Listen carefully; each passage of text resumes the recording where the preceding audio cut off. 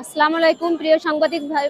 ভাই আপনারা জানেন যে আমাদের যে দীর্ঘদিনের যে একটা দাবি আমরা ব্যাকডেট নিয়ে কিন্তু আন্দোলন করতেছি যারা আমরা সুবিধা বঞ্চিত যারা মূলত কিন্তু এখন হচ্ছে লাস্ট ফিনিশিং আমি যেটা বলবো যে যখন প্রধান উপদেষ্টার কাছেও কিন্তু আমাদের এই স্মারকলিপিটা চলে গেছে এবং আমাদের আশ্বস্ত করা হয়েছে যে সেখান থেকে এই ফাইলটা আসার পরে কিন্তু সচিবালয়ে আসবে আসার পরে কিন্তু আমাদের দাবিটা কিন্তু মেনে নেওয়া হবে অথচ কিন্তু আমরা দেখতেছি এই গত আমরা বেশ প্রায় এই যে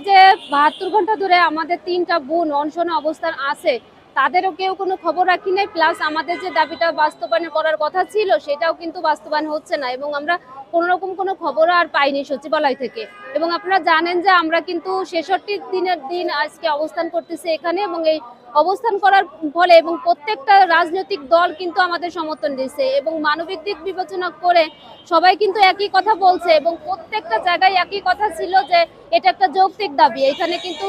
মানে কোনো রকমের কোনো বাধা ছিল না তাহলে এখানে সমস্যা কি এটাই হচ্ছে আমাদের আপনাদের মাধ্যমে জানতে চাই যে যেখানে বলা হচ্ছে যে যৌক্তিক দাবি এবং মেনে নিবে দাবিটা বারে বারে বলা হচ্ছে বলার পরেও এবং কোনো জায়গায় যেহেতু কোনো সমস্যা নেই এবং আমরা যে একটা ক্ষতিগ্রস্ত জেনারেশন ৩২ থেকে আমরা যারা বঞ্চিত হলাম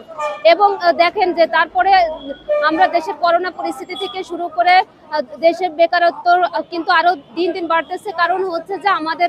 অ্যাপ্লিকেশনেরই সুযোগ আমরা পাইনি করোনায় যখন আমরা ক্ষতিগ্রস্ত ছিলাম সেই সাথে তখন কিন্তু আপনার সেশন জট প্রচুর ছিল প্রশ্ন ফাঁস দুর্নীতি এগুলোতে একটানা লেগেছিল বিসিএস এর মতো জায়গায় সেখানেও কিন্তু দুর্নীতি ছিল এবং যেখানে প্রধান উপদেষ্টা নিজেই বলছিল যে ১৬ বছরের যে বঞ্চনার শিকার এবং ১৬ বছর ধরে এই বেকার সমাজ হচ্ছে সব থেকে বেশি বঞ্চিত হয়েছে এবং এই তো কিছু বলার পরেও তাহলে কিসের সমস্যা কি কারণে আজকে আমাদের দাবিটা বাস্তবায়ন হচ্ছে না আমাদের বারবার আশ্বাস দিচ্ছে এবং দেওয়ার ফলেও এবং লাস্ট ফিনিশিং এ আমরা জানি যে আমাদের দাবিটা ২ দিনের মধ্যে বাস্তবায়ন হয়ে যাবে এবং হওয়ার কথার পরেও কেন হচ্ছে না এটা আপনাদের মাধ্যমে জানতে চাই কিসের কারণে কোন মানে অপশক্তি কি কারণে হচ্ছে না এটা জানতে চাই আপনাদের মাধ্যমে।